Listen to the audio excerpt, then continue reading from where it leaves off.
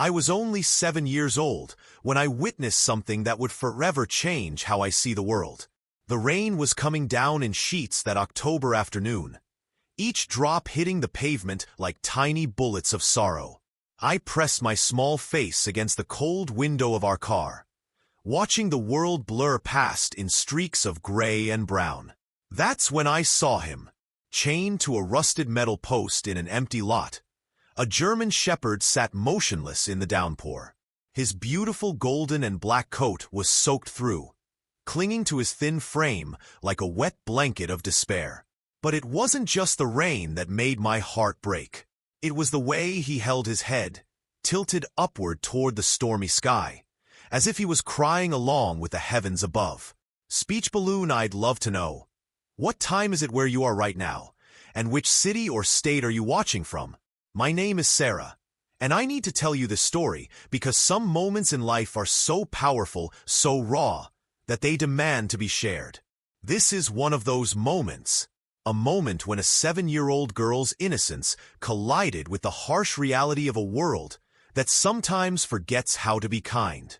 We were driving home from my piano lesson that day. Mom was humming along to the radio, completely unaware that her little girl was about to witness something that would haunt her dreams and inspire her actions for years to come. The windshield wipers squeaked rhythmically against the glass, creating a hypnotic soundtrack to what felt like the saddest movie I'd ever seen. I had been taking piano lessons for 6 months at that point, every Tuesday after school with Mrs. Henderson, who lived in a small house on Maple Street. She was a kind, elderly woman with silver hair that she always wore in a perfect bun, and hands that moved across the piano keys like they were dancing with angels. That particular day, we had been working on a piece called Clair de Lune, a beautiful, melancholy melody that seemed to match the gray mood of the October sky. "Stop the car," I whispered, my breath fogging up the window where my face was pressed against it. Mom glanced at me through the rear-view mirror, her eyebrows raised in that way mothers do when they're only half listening to their children's requests. She was probably thinking about dinner, about the pile of laundry waiting at home, about the dozen other responsibilities that filled her days as a working mother trying to balance everything. "What did you say, sweetie?" I pointed with a trembling finger toward the lot we were passing. "There's a dog out there, Mom. He's all alone in the rain." She slowed the car slightly, following my gaze to where the German shepherd sat like a statue of abandonment. Even from our distance, we could see the heavy chain wrapped around his neck, connecting him to that cruel metal post. The chain was so thick, so industrial, that it looked like something meant to anchor a boat, not restrain a living, breathing creature who deserved nothing but love. The lot where he sat had once been home to a small grocery store called Miller's Market. I remembered shopping there with my grandmother before it closed down 2 years earlier. Mr. Miller had been a friendly man who always gave me free cookies from the bakery section, and his wife used to let me pet their store cat, a fat orange tabby named Butterscotch. But now the building was gone, torn down and hauled away, leaving nothing but cracked concrete, scattered debris, and apparently one forgotten dog. "Oh my goodness," Mom breathed, pulling our car over to the side of the road. We sat there for several minutes, engine running, watching this magnificent animal endure what no creature should ever have to endure. The dog never moved from his sitting position, never tried to seek shelter, never even acknowledged our presence. He just sat there, accepting his fate with a dignity that broke my 7-year-old heart into a million pieces. The rain kept falling harder, as if the sky itself was weeping for this forgotten soul. I watched as streams of water ran down the dog's face, mixing with what I swear were real tears. His dark eyes held a sadness so profound that it seemed to reach across the distance between us and grab hold of my very soul. Those eyes told a story of betrayal, of hope repeatedly crushed, of a spirit that had been broken but somehow still endured. I had always been sensitive to the feelings of animals. Even as a toddler, I would cry when I saw dead birds on the sidewalk, or get upset when other children were rough with pets. My parents often said I had an old soul, that I seemed to understand things beyond my years. But this was different. This was the first time I had ever witnessed deliberate cruelty. The first time I had seen evidence that some humans could be so heartless as to abandon a creature that had probably once loved them unconditionally. "Mom, we have to help him," I said, my voice barely above a whisper. She turned around in her seat to face me, and I could see the conflict playing out across her features. She was a good woman, my mother, with a heart that felt too much and worried too often. I could tell she wanted to help just as much as I did, but adult fears and practical concerns were already clouding her judgment. What if the dog was dangerous? What if someone came looking for him? What if we got in trouble for taking someone else's property? "Honey, we don't know who that dog belongs to. We can't just—" "He doesn't belong to anyone who loves him," I interrupted, surprising myself with the conviction in my young voice. "If someone loved him, they wouldn't leave him out here like this." The words hung in the air between us, heavy with truth that even a 7-year-old could understand. Love doesn't chain. Love doesn't abandon. Love doesn't leave beautiful creatures to suffer alone in the rain. Love protects, nurtures, shelters. What we were witnessing was the complete opposite of love. It was abandonment in its cruelest form. My mother stared at me for a long moment, seeing perhaps for the first time that her little girl was growing up, developing her own moral compass, her own sense of right and wrong. I think in that moment, she realized that this was one of those defining moments in a child's life. One of those times when a parent's response shapes not just what a child does, but who a child becomes. "What do you think we should do?" she asked me, treating me like an equal partner in this moment of decision. I didn't hesitate. "We should bring him home. But first, I wanted to get closer. I needed to see him up close, to let him know that someone cared, that someone saw his suffering and wasn't going to just drive by and forget about it. I needed to look into those sad eyes and promise him that his nightmare was almost over." Mom agreed to park the car and walk with me to the edge of the lot. She grabbed an old umbrella from the back seat, though I refused to stand under it.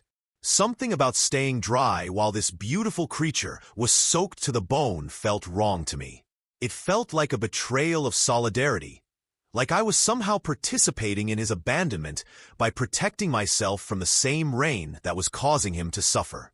The lot was mostly empty except for some scattered debris and broken glass.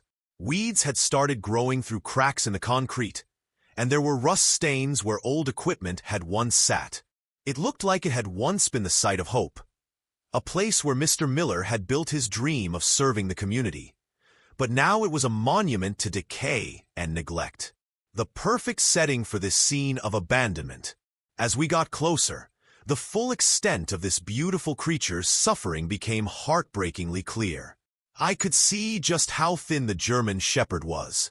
His ribs were visible beneath his wet coat, and his hip bones jutted out at sharp angles that spoke of too many missed meals and too much neglect.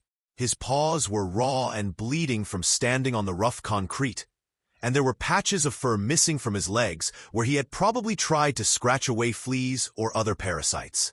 The chain around his neck was attached to a collar that looked too tight, cutting into his fur and leaving raw marks on his beautiful neck. The collar itself was made of cheap nylon that had started to fray and discolor, and I could see where it had rubbed his skin raw in several places. The chain was the kind used for large boats or construction equipment, far too heavy for any dog, let alone one who was already weakened by neglect. But it was his eyes that destroyed me. When he finally looked up and saw us approaching, those deep brown eyes held a mixture of hope and resignation that no animal should ever have to feel. He had been disappointed by humans before. He had learned not to expect kindness, not to hope for rescue, not to believe that anyone would ever see him as worthy of love. Yet somewhere deep in those eyes, A tiny flame of hope still flickered, refusing to be completely extinguished despite everything he had endured. His water bowl, if you could even call it that, was nothing more than a rusty tin can that had been knocked over by the wind, leaving him without access to clean drinking water. The few pieces of what looked like stale bread scattered around his area suggested that whoever had left him here had made some minimal effort to feed him, but it was clear that it had been days since his last meal.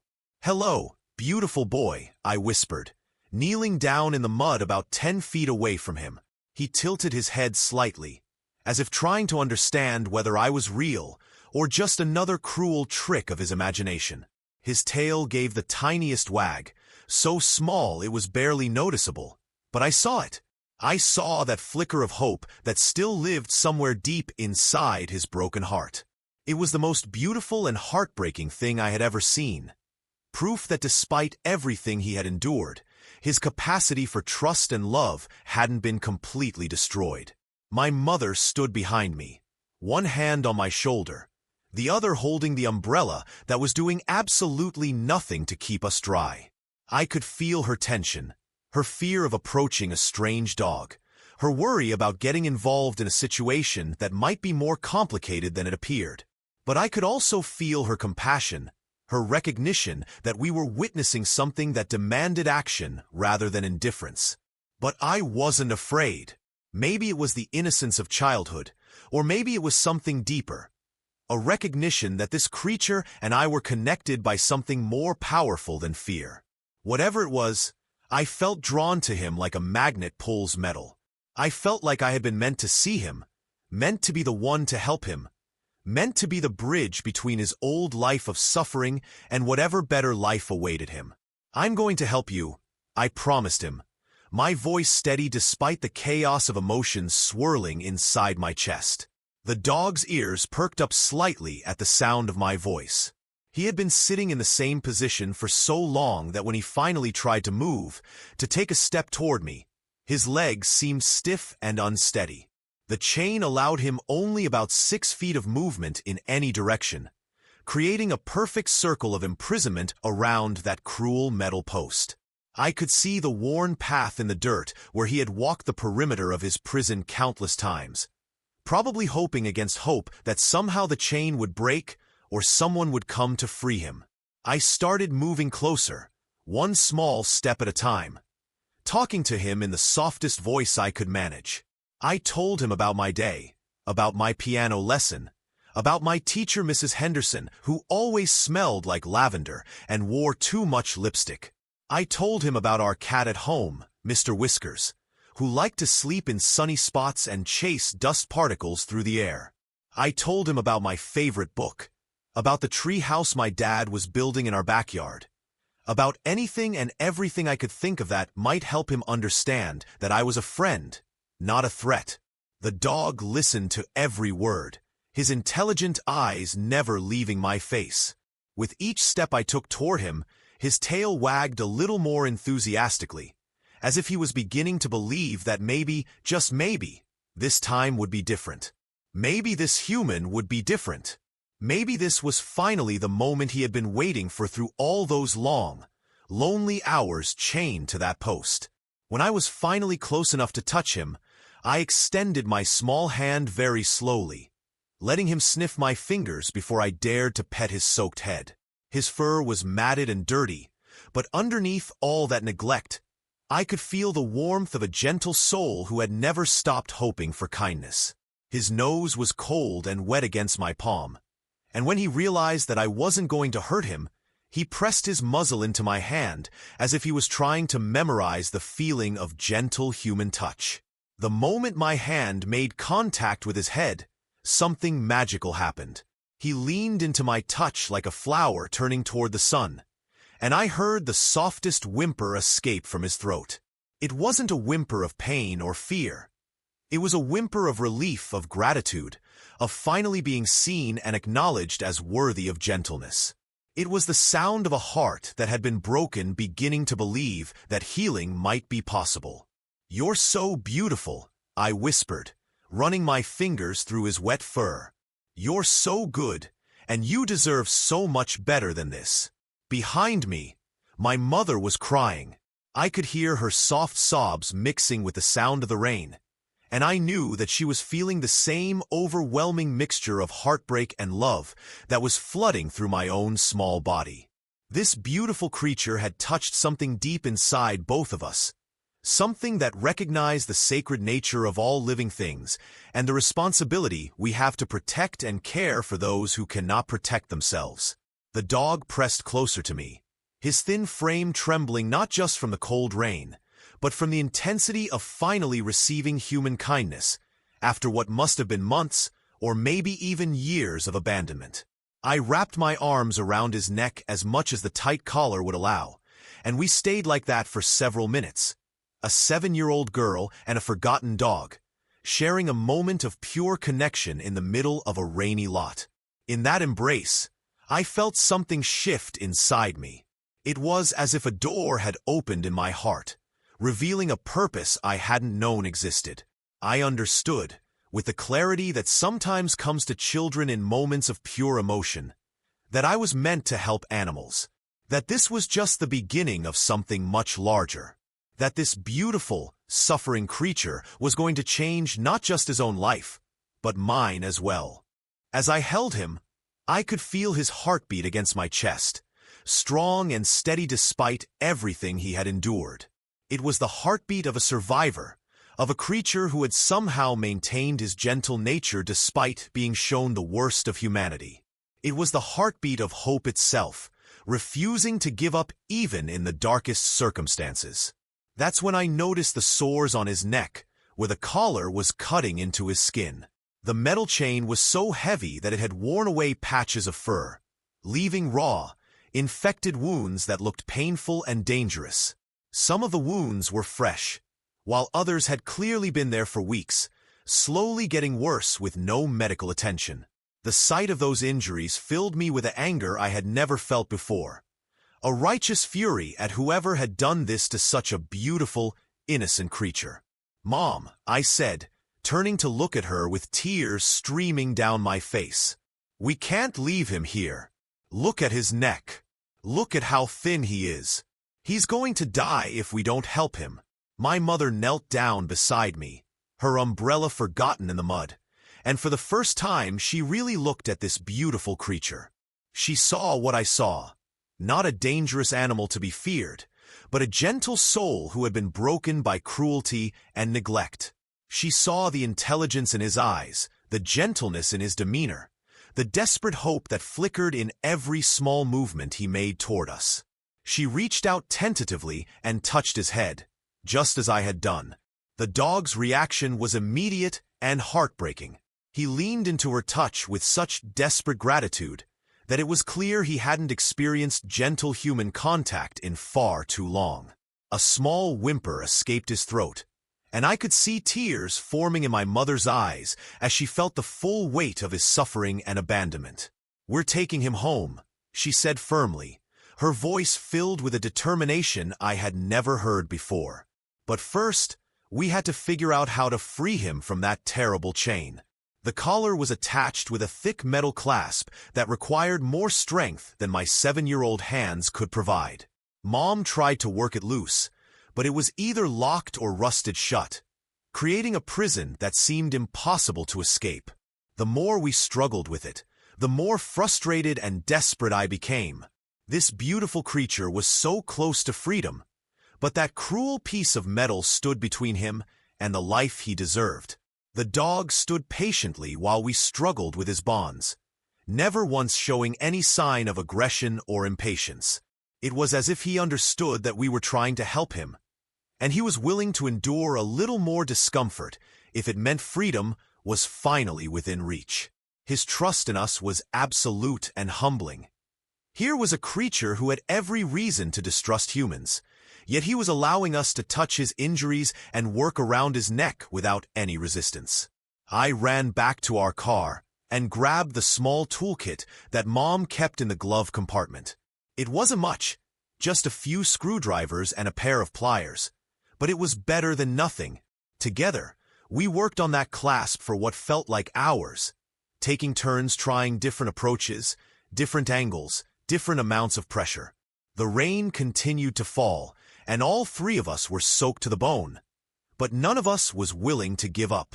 Mom tried using the pliers to grip the clasp while I held the dog's collar steady, being careful not to put any additional pressure on his already injured neck. The metal was old and corroded, which made it harder to get a good grip, but also meant that it might be weaker than it appeared. Every few minutes, we would stop to rest and reassure the dog, stroking his head and telling him that freedom was coming soon. During one of these breaks, I noticed something that made my heart sink even further. There were other worn spots in the ground around the post, suggesting that this beautiful creature wasn't the first animal to be chained here. Someone had been using this lot as a dumping ground for unwanted pets, leaving them here to suffer and possibly die rather than taking responsibility for finding them proper homes. The thought that other animals had endured what this dog was enduring made me feel sick to my stomach. Finally, after what felt like an eternity, Mom managed to work the clasp loose. The moment that heavy chain fell away from the dog's neck, he stood up and shook himself, as if he was shaking off not just the rain, but all the pain and abandonment he had endured. It was a moment of pure transformation. In the span of a heartbeat, he went from being a prisoner to being free. He was free. For the first time in who knows how long, he was free to move beyond that 6-foot circle of imprisonment. And what did he do with his newfound freedom? He walked directly to me and sat down at my feet, looking up at me with eyes that seemed to say thank you in a language that transcended words. Then he did something that made both my mother and me burst into tears. He gently licked my hand, as if he was sealing some sort of unspoken pact between us. Getting him to our car was easier than we had expected. He followed us willingly, his steps gaining strength and confidence with each passing moment. Away from that cruel post, away from that circle of imprisonment, he seemed to transform before our eyes. His head held higher, his tail wagged more freely, and there was a spring in his step that suggested he was beginning to remember what it felt like to hope. When Mom opened the back door of our sedan, he jumped in without hesitation, as if he had been waiting his whole life for this moment of rescue. He settled himself carefully on the seat, mindful not to drip too much on the upholstery, and looked at us with an expression that seemed to say he couldn't quite believe this was really happening. The drive home was surreal. I sat in the back seat with my new friend, one hand resting on his still damp fur, feeling the steady rhythm of his breathing as he finally began to relax. He kept looking at me with those beautiful brown eyes, as if he couldn't quite believe that someone had actually cared enough to save him. Every few minutes, he would gently lick my hand or lean against me, as if he needed constant reassurance that this wasn't just a beautiful dream. During the drive, I started talking to him about our house, about the family he was about to meet, about the life that awaited him. I told him about my father, who worked as an engineer and had the gentlest hands in the world when it came to fixing broken things. I told him about Mr. Whiskers, our cat, who might be a little suspicious at first, but who had never met an animal he couldn't eventually befriend. I told him about our backyard, with its big oak tree and the garden where Mom grew vegetables and flowers. As I talked, I watched his reflection in the car window and saw something miraculous happening. The sadness in his eyes was beginning to fade, replaced by something that looked like cautious optimism. He was starting to believe that maybe, just maybe, his life was about to change for the better. Mom called Dad from her cell phone to warn him about our unexpected passenger. I could only hear one side of the conversation, but I could tell that Dad was surprised and maybe a little concerned about bringing home a large unknown dog. But Mom was firm in her resolve, explaining the situation and making it clear that turning back wasn't an option. By the time she hung up, I could tell that Dad understood this wasn't just about rescuing a stray animal. This was about doing what was right, regardless of the inconvenience or complications it might create. When we pulled into our driveway, Dad was waiting for us on the front porch, along with Mr. Whiskers, who was perched on the railing looking curious about all the commotion. The rain had finally started to lighten, as if the universe itself was celebrating this moment of rescue and redemption. Dad helped us get the dog out of the car and into our garage, where we had quickly set up some old blankets and a bowl of fresh water. The transformation that occurred in that first hour was nothing short of miraculous. With gentle hands and patient voices, my parents and I began the process of nursing this beautiful creature back to health. We carefully removed the cruel collar that had been cutting into his neck, revealing wounds that would need time and care to heal properly. Dad, with his engineer's precision and gentle touch, cleaned the injuries with warm water and antiseptic, while Mom and I talked softly to our new friend, reassuring him that he was safe now. The dog bore all of this attention with remarkable patience, as if he understood that we were trying to help him heal. We offered him small amounts of food, not wanting to overwhelm his probably empty stomach with too much too fast. We had some leftover chicken from dinner the night before, which we cut into small pieces and offered to him one at a time. He ate slowly, cautiously, as if he still couldn't quite believe that the food was really his to enjoy. Between bites, he would look up at us with those expressive eyes, checking to make sure we were still there, that this wasn't just a beautiful dream that would end with him waking up back in that terrible lot. As the evening wore on, we learned more about our new family member. He was gentle and well-trained, responding to basic commands and showing remarkable intelligence in his interactions with us. It was clear that he had once been someone's beloved pet, which made his abandonment even more heartbreaking. Someone had trained him, loved him, cared for him, and then, for reasons we would never understand, they had thrown him away like garbage. We decided to call him Rain, in honor of the storm that had brought us together. It seemed fitting somehow. Rain could be destructive and harsh, but it could also be cleansing and life-giving. Our Rain had endured the destructive kind for far too long, but now he was experiencing the healing kind. The name felt right the moment we said it, and Rain seemed to approve, his tail wagging enthusiastically when we called him by his new name. That first night, Rain slept in our garage on a pile of soft blankets, with a space heater keeping him warm and comfortable. I snuck out several times to check on him, finding him sleeping peacefully for what I suspected was the first time in months. Each time I peeked in, he would open his eyes and thump his tail against the blankets, as if he was making sure I was still there, that his rescue was still real. The next morning brought new challenges and new revelations about Rain's character. When I came out to check on him before school, I found him sitting quietly by the door, waiting patiently for someone to let him outside.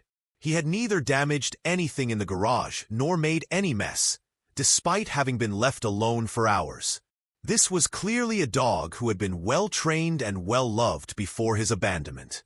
When I opened the door, he followed me into the backyard and immediately found a corner to relieve himself, then came back to sit at my feet, looking up at me with an expression that seemed to say thank you for everything. His manners were impeccable, his gratitude obvious, and his gentle nature evident in every interaction. Over the following days and weeks, we watched Rain transform from a broken, abandoned creature into a vibrant, loving member of our family. His wounds healed, thanks to careful cleaning and antibiotic ointment from the veterinarian we consulted. His coat grew thick and shiny as proper nutrition restored his health. His ribs disappeared under layers of healthy muscle and fat. Most importantly, the sadness gradually faded from his beautiful eyes, replaced by joy and trust and love. The veterinarian, Dr. Martinez, estimated that Rain was about 3 years old and had probably been living rough for at least 6 months based on the condition of his teeth and the extent of his malnutrition. She was amazed by his gentle temperament, especially considering what he had been through. Most dogs who had endured such treatment would be fearful or aggressive, But Rain seemed to have somehow maintained his faith in human kindness despite overwhelming evidence to the contrary. Dr. Martinez also told us that Rain was a purebred German Shepherd, probably worth several $1,000s if he had papers. Someone had invested significant money in acquiring this beautiful animal, only to throw him away when he became inconvenient. The thought made me angry all over again. But Dr. Martinez reminded me that Rain's past didn't matter now.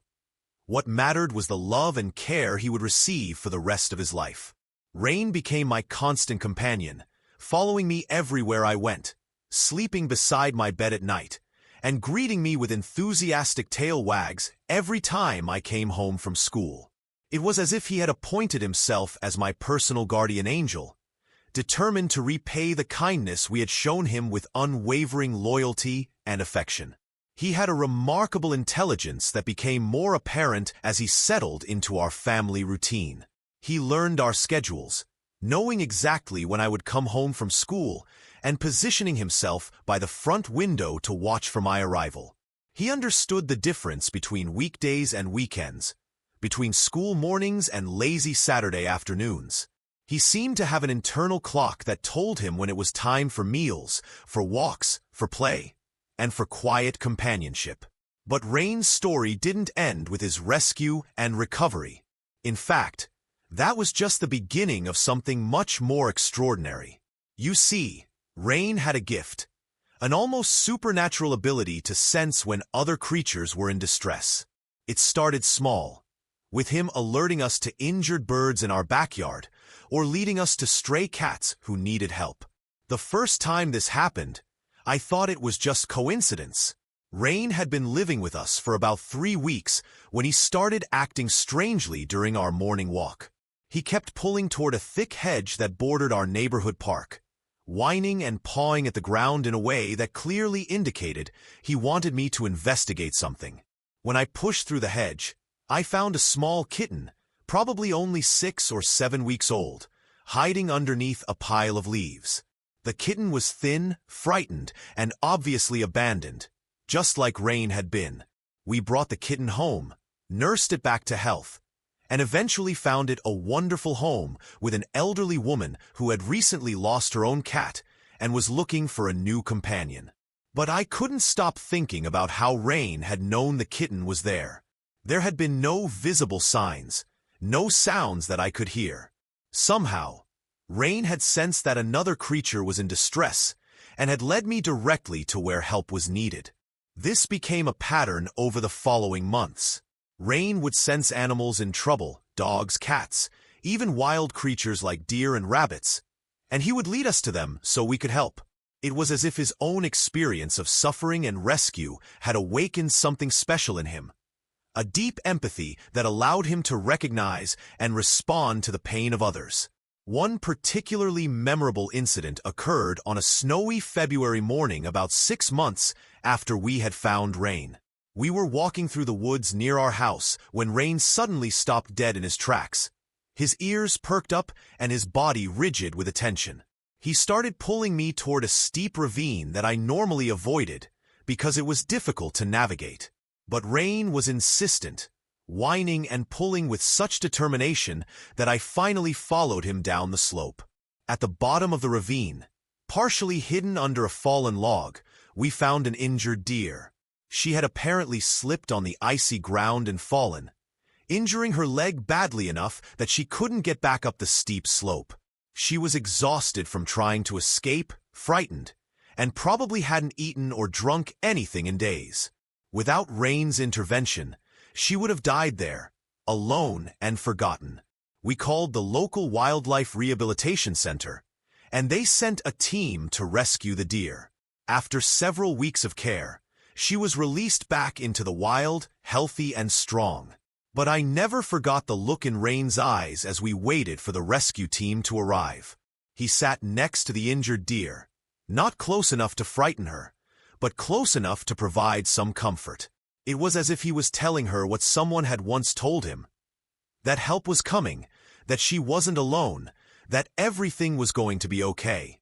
My parents and I started volunteering at local animal shelters, Inspired by Rain's example of compassion and service, we fostered dozens of animals over the years, nursing them back to health and helping them find forever homes.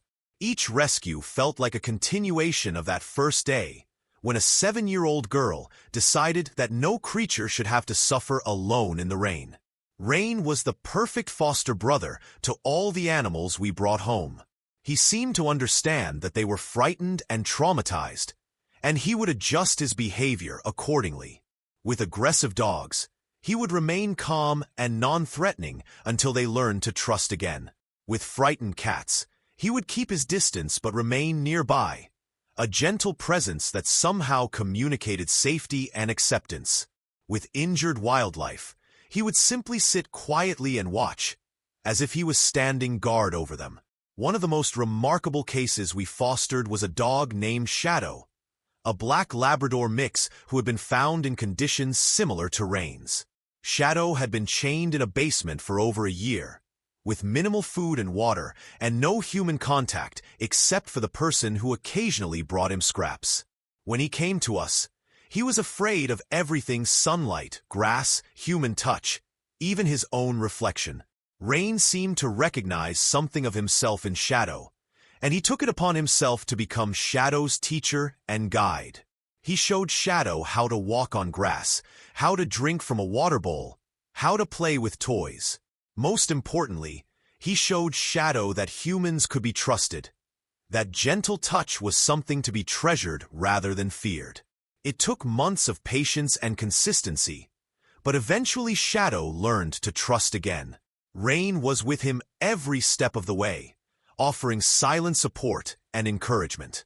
When Shadow was finally ready for adoption, Rain seemed to understand that his job was done. He watched from the window as Shadow left with his new family, his tail wagging as if he was celebrating another successful rescue. These experiences taught me that rescue is about more than just saving individual animals. It's about creating a community of compassion, a network of beings who look out for each other and refuse to allow suffering to go unnoticed. Rain had started something that grew far beyond what any of us could have imagined, a ripple effect of kindness that touched countless lives. As Rain grew older, his muzzle turned gray and his steps became slower. But his eyes never lost that spark of joy and gratitude that had replaced the sadness we had first seen in that empty lot.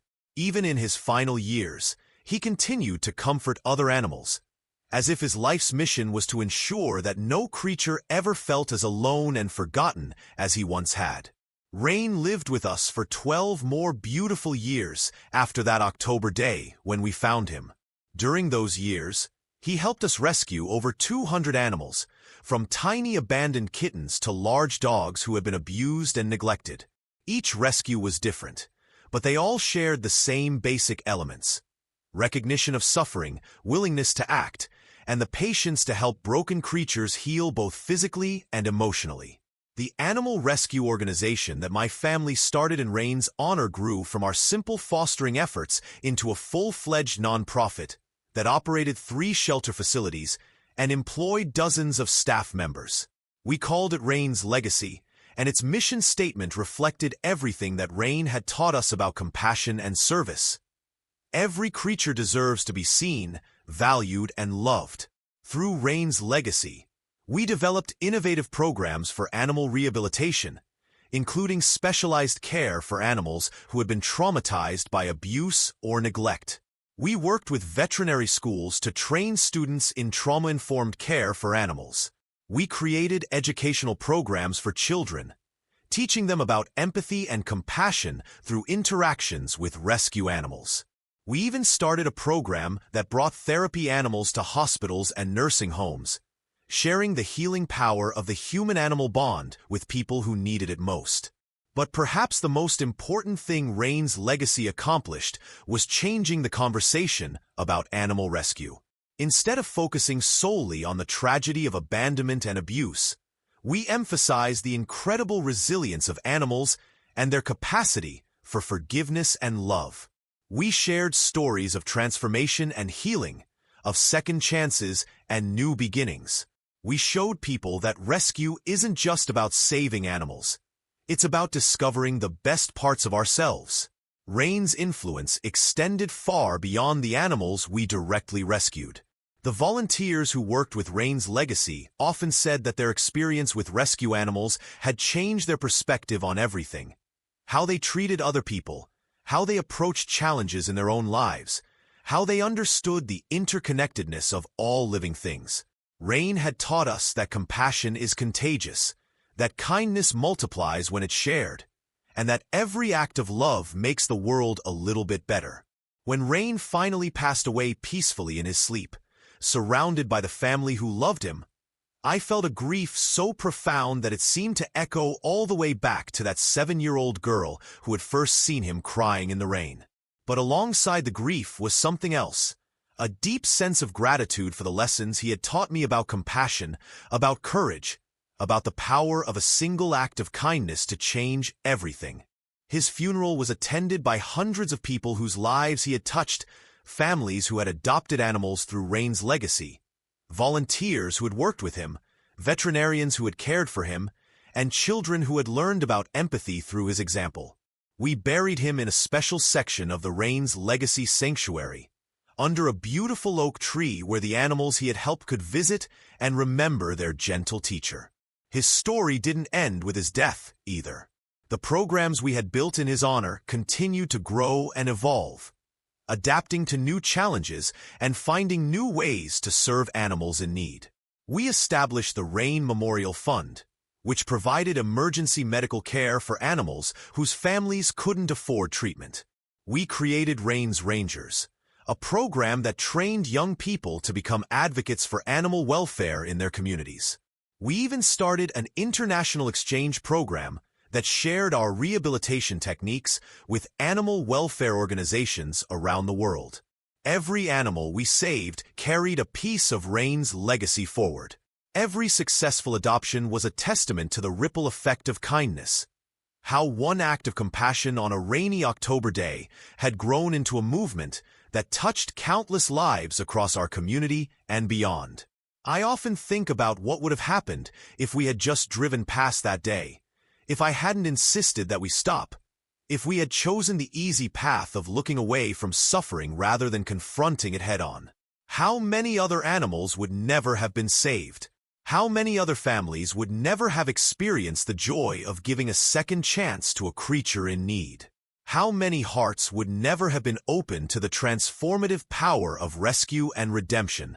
But we didn't drive past. We stopped. We acted. We chose love over fear, compassion over convenience, and that choice changed everything. Not just for Rain, but for all of us and for the thousands of animals whose lives were saved because of the foundation he helped us build.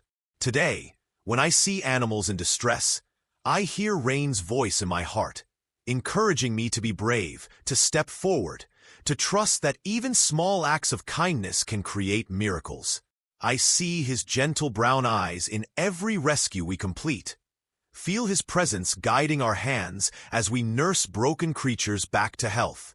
The little girl who once pressed her face against a car window and demanded that her mother stop to help a chained dog in the rain has grown into a woman who understands that we are all connected, human and animal alike, by invisible threads of compassion and love. We have the power to break the chains that bind us, to heal the wounds that divide us, to transform Rain from a symbol of sorrow into a promise of renewal. Rain taught me that rescue is a two-way street. Yes, we saved him from that terrible chain and that empty lot, but he saved us too, from the kind of life where we might have walked past suffering without stopping, where we might have chosen comfort over courage, where we might have forgotten that every living creature deserves to be seen, valued, and loved. Sometimes I still dream about that October day, about the rain falling in sheets and the beautiful German shepherd sitting motionless in his circle of despair. But in my dreams now, the story doesn't end with his rescue. It continues forward, showing me all the animals who found safety because of his influence, all the families who discovered the joy of adoption because of his example, all the hearts that were opened because of his story. The rain in my dreams is no longer cold and harsh.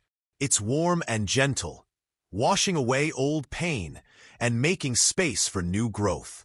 It's the kind of rain that makes flowers bloom and rivers flow and life flourish in places where once there was only emptiness.